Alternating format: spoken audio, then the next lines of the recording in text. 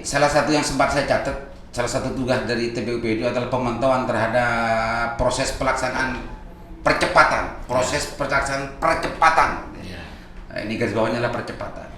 Konsep yang barusan itu untuk percepatan menuju kesejahteraan itu, menurut pemantauan yang dilakukan oleh TPUPD, berjalan nggak di lapangan?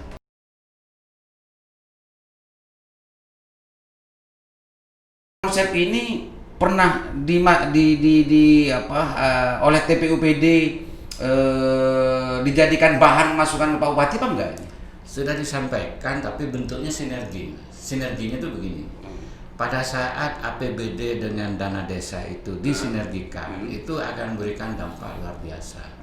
Dana desa dari pusat, kemudian APBD alokasi dari kita, ya. Dana desa yang peruntukannya itu pada 3 aspek utama sebenarnya. Satu, smart village, yaitu desa pintar, kemudian ekonomi yang kayak jagung tadi, kemudian yang ketiga peningkatan kapasitas. Yang di dalamnya ternyata di dalam pelaksanaan ekonomi ini kan pasti ada infrastruktur pendukung, antara lain tadi infrastruktur jalan-jalan yang ada yang mengakseskan itu ke desa-desa itu. Ya. Seandainya ini disinergikan dengan APBD yang ada di masing-masing OPD, ini kan sangat luar biasa. APBD yang di OPD-nya Dinas Pertanian maupun di PUPL, nah, itu akan membackup itu di sub dan sebagainya. Nah, ini sebuah konsep bagaimana produksi yang ada di desa itu nanti bisa lancar bila mana infrastrukturnya itu.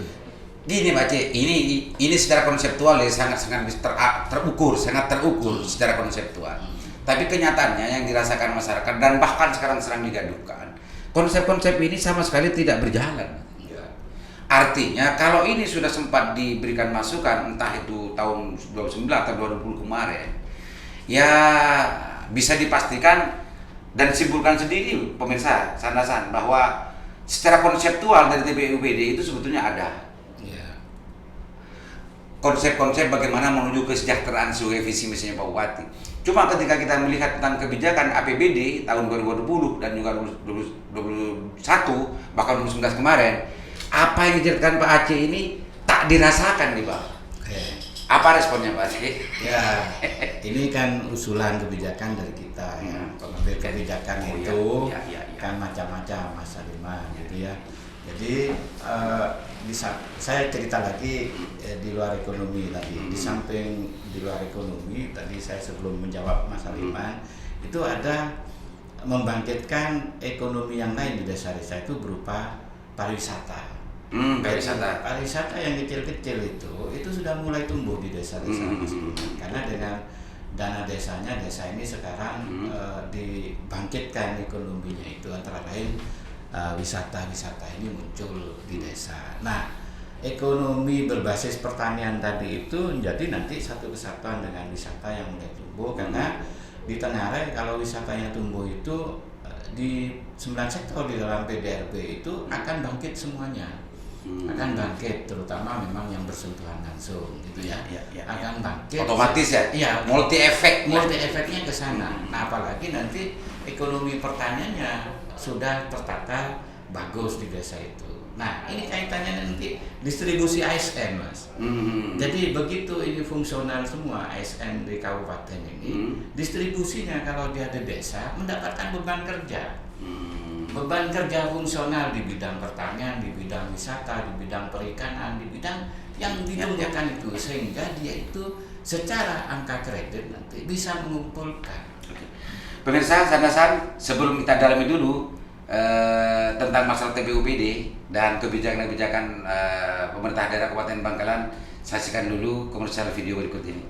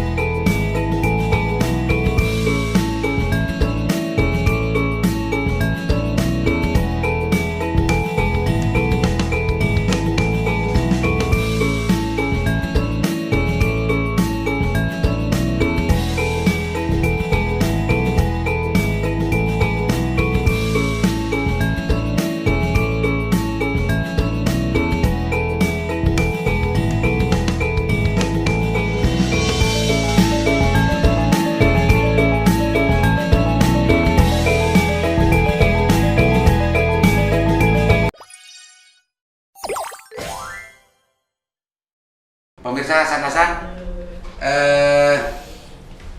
tadi anggota TUPUBD Pak Aceh di samping juga menjadi sebagai pribadi ekonom di UTM sudah menjelaskan tentang bagaimana caranya dan juga potensi yang ada di Kabupaten Bangkalan. Meskipun semua yang diceritakan dan dijelaskan oleh Pak Aceh tadi itu tidak sama sekali dirasakan oleh masyarakat Bangkalan. Barangkali sebagai diri TPUPD-nya ada prioritas-prioritas tersendiri. Kalau tadi sempat menyinggung masalah penataan internal ASN gitu ya, ASN fungsional dan macamnya.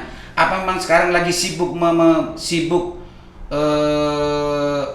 menata itu sebelum mengaktualisasikan konsep menuju Indonesia Bangkalan sejahtera itu Pak Aceh? Berbarengan sebenarnya. Bersamaan karena dari mestinya gitu ya. Iya, berbarengan, paralel. Karena ini diminta yang fungsionalisasi ASN itu yang eselon 3, 4, 5 itu juga diminta untuk segera disetarakan menjadi fungsional. Kemudian menjalankan visi-visi Pak Bupati juga diminta juga untuk segera dijalankan.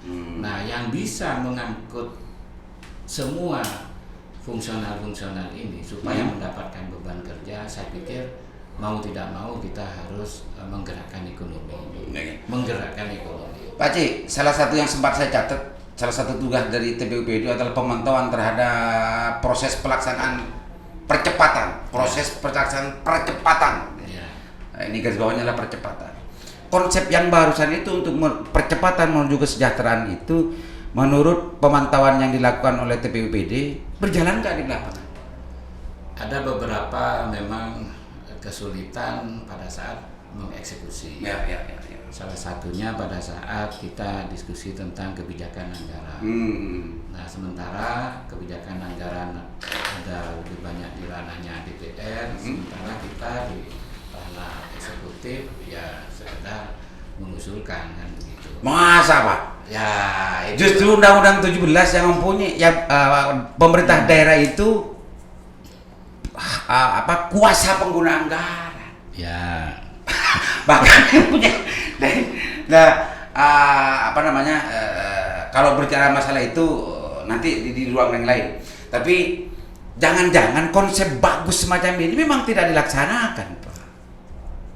Ya. Jangan-jangan ini demi kebaikan Bangkalan Pak Aceh. Jangan-jangan artinya TPUPD itu tidak meskipun ada dan bisa berfungsi tapi tidak terfungsikan. Karena kalau melihat dari yang menjadi anggota, yang saya dengar Pak Ipung ini sudah orang dedengkotnya birokrasi gitu ya. Kalau bicara urusan masalah itu sempat jadi sekda. Pak Aceh itu sudah urusan perekonomian sudah ngelontok, sudah di luar. Dan ada banyak yang lainnya, orang akademisi di UTM ya.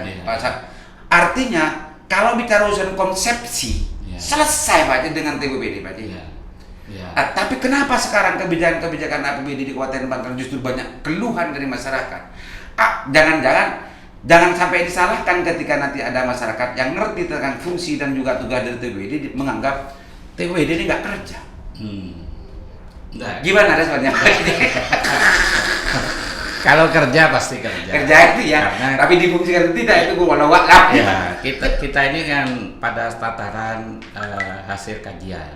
Konsep memberikan saran pertimbangan. Nah, berupa kajian ilmiah tadi diberikan setiap saat, setiap akhir tugas. Bahkan capaian yang terukur dan segala macamnya itu sudah dikasih sebetulnya. Betul. Nah, sekarang bagaimana menata ini? Mungkin memang satu persatu mungkin masalah. Gitu ya.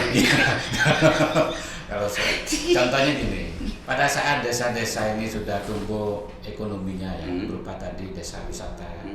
Nah, kita di level kabupaten tinggal mensupport aja sebenarnya. Contoh sekarang gini, saya pernah mengusulkan begini, terpetakan ada 6 kawasan pengembangan wisata Kabupaten Bangkalan. Salah satunya di sebelah barat misalnya. Ya. Kawasan barat ini mulai dari Martajasa, Keramat, Cunggereng, sampai ke ujung Kulon sana ya.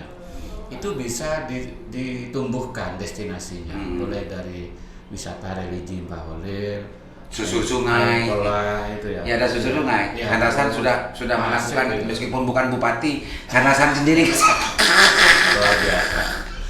Sampai mercusuar sana Ya, Pak. ya. Itu satu-satunya di Madura mercusuar itu. Nah ini kalau APBD kabupaten memoles sedikit mercusuar barangkali kalau itu kabupaten apa Jawa Timur itu ya mercusuar itu ya. kurang paham juga. Cuma perhubungan. tempatnya kan di sini. Ya. Pasti pergerakan orang untuk ke sana itu pasti lewat Bangkalan kan mestinya.